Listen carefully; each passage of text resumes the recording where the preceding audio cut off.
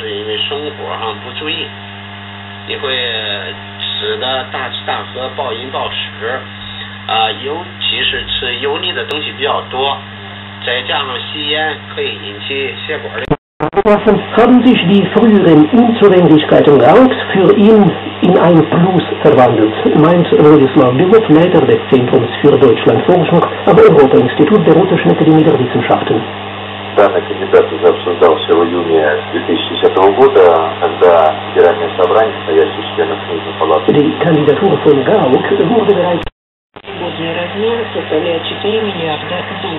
В еженедельном радиообращении гражданам Барак Обама отметил, что результаты социального месяца привели дополнительную нагрузку, в то время как Tallinn Vikerraadio, kell on 22 ja 15 minutit.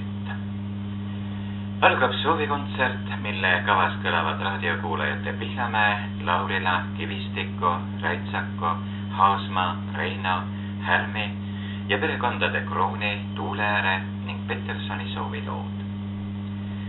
Kuulete tänases kontserdis elindeid Eesti muusikaklassikas.